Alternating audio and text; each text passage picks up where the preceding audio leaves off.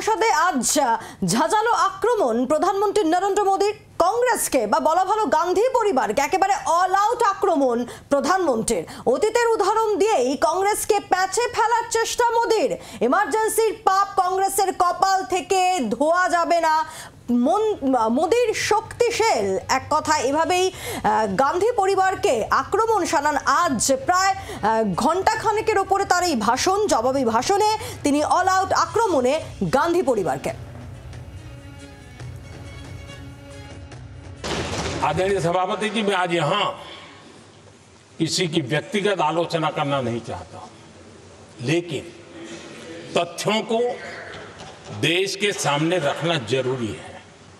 कांग्रेस के एक परिवार ने संविधान को चोट पहुंचाने में कोई कोर कसर नहीं छोड़ी है।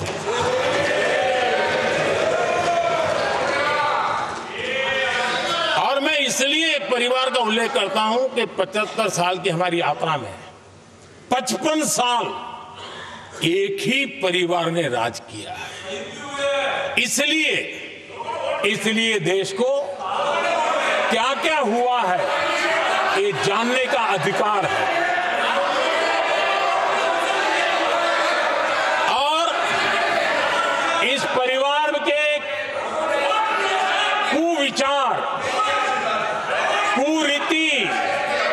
कुनीति, इसकी परंपरा निरंतर चल रही है।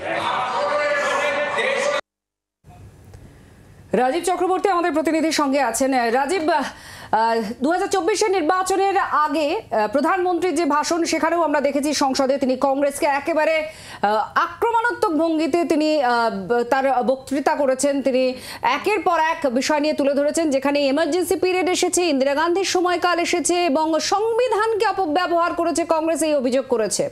কিন্তু এবার 2024-এর পরেও বিজেপি এককভাবে সংখ্যাগরিষ্ঠতা না এলেও একই রকম আক্রমণের ঝাঁজ থাকলো।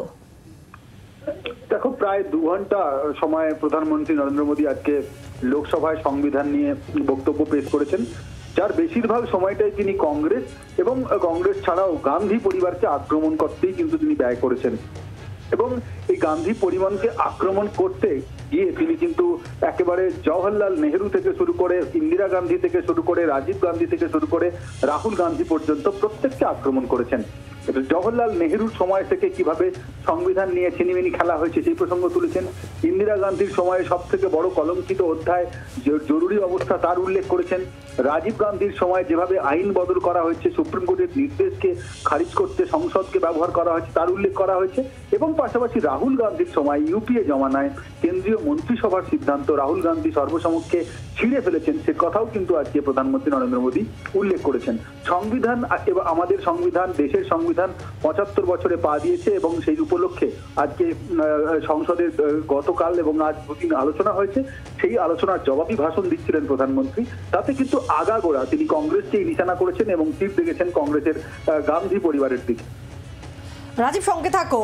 আর এই জবাবি ভাষণে একেবারে জরুরি অবস্থার সময় কথা উল্লেখ করেও গান্ধী পরিবারকে আক্রমণ শানিয়েছেন প্রধানমন্ত্রী। শুনব। जब देश संविधान के 25 वर्ष पूरे कर रहा था, उसी समय हमारे देश में संविधान को नोच लिया गया, इमरजेंसी आपातकाल लाया गया।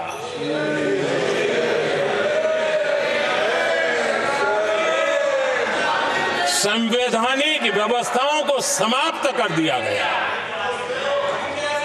देश को जेल खाना बना दिया गया, नागरिकों के अधिकारों को लूट लिया गया, प्रेस की स्वतंत्रता को ताले लगा दिए गए।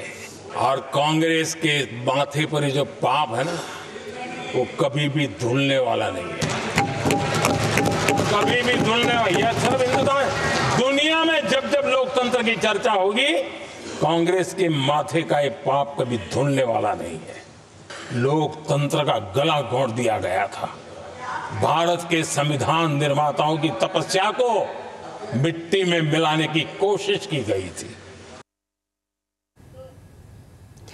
৭৫ বছর একটি পরিবার রাজত্ব করেছে, কুনীতির পরম্পরা চলছে। কংগ্রেসের দাঁতে রক্ত, যখন তখন সংবিধান পরিবর্তন করছে তারা। ৬০-এর দশকে ৭৫ বার সংবিধানে পরিবর্তন করা হয়েছে।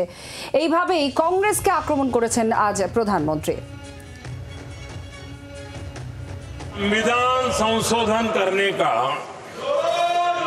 ऐसा खून कांग्रेस के मुंह लग गया कि समय समय पर वो संविधान का शिकार करती रही। ये खून मुंह पे लग गया।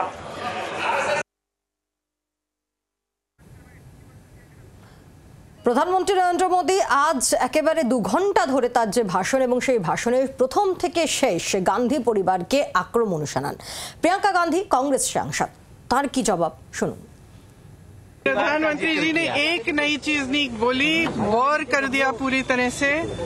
मुझे बहुत दशकों बाद ये एहसास हुआ कि मैं वो जो स्कूल में जो मैथ का डबल पीरियड होता था ना, कि मैं उसमें बैठी हूँ और उसमें वो नड्डा जी भी ऐसे हाथ मल रहे थे, फिर मोदी जी ने उनकी तरफ देखा तो अचानक वो ऐसे लगने एक्टिंग करने लग गई कि मैं सुन रहा हूँ। अमित शाह जी यूं यूं अपना सर छू रहे थे, पीयूष गोयल जी भी पीछे ऐसे लग रहे थे कि सोने वाले हैं। तो मेरे लिए तो एक नया एहसास था। मैंने सोचा था प्रधानमंत्री जी कुछ नया बोलेंगे, कुछ अच्छा बोलेंगे। उनके खोखले 11 संकल्प, अगर भ्रष्टाचार के प्रति 0 टॉलरेंस है तो अडानी पे बहस तो करो। সমাজবাদী পার্টি নেতা অখিলেশ যাদব সাংসদ, তিনি কি বলেছেন প্রধানমন্ত্রীর আজকের এই সংবিধান চর্চার উপরে জবাবি ভাষণ নিয়ে শুনুন। आज हम लोगों को 11 जुमलों का संकल्प सुनने को मिला। 15 लाख जुमला था, किसान की आय दोगुनी होगी वो जुमला था, 1 करोड़ नौकरी मिलेगी वो जुमला था, अग्निवीर जैसी नौकरी एक बड़ा जुमला है, जीएसटी जुमला निकला।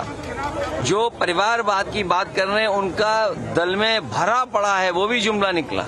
सच्चाई तो यह है कि आदिवासी, पिछड़े, दलित, उनका आरक्षण छिना है और जाति जनगणना को लेकर के कोई छोटा मोटा संघर्ष नहीं, लगातार इसको लेकर के हम लोग आगे बढ़ रहे हैं। और वो दिन आएगा जब ये जाति जनगणना भी होगी और आबादी के हिसाब से लोगों को हक और सम्मान भी मिलेगा। প্রধানমন্ত্রীর বক্তব্য, জবাবি ভাষণে তার আক্রমণ গান্ধী পরিবারকে এবং কংগ্রেসকে। জানে তৃণমূল সাংসদ সুদীপ বন্দ্যোপাধ্যায়ের কি প্রতিক্রিয়া শুনব। 2 ঘন্টা স্পিচ শুনলাম, সংবিধান নিয়ে আলোচনা হলো। সংবিধানে একটা ব্যাপার খুব বলবৎ হয়ে আছে, ফেডারেলিজম। সেই ব্যাপারটা তো স্পর্শ করলেন না। এবং এটাও মনে রাখতে হবে যে ভারতবর্ষের স্বাধীনতা আন্দোলনে বিজেপি দলের কোনো ভূমিকা ছিল না। এই আন্দোলনটাই, লড়াইটা ব্রিটিশদের সঙ্গে সবটাই জাতীয় কংগ্রেস করেছে। জাতীয় কংগ্রেসের এই ইতিহাসকে একেবারে ভুলে গিয়ে আর পণ্ডিত জওয়াহরলাল নেহরু থেকে ইন্দিরা গান্ধী তাদের অস্তিত্বকে সম্পূর্ণ অস্বীকার করে সংবিধানের আলোচনা কখনো সফল হতে পারে না।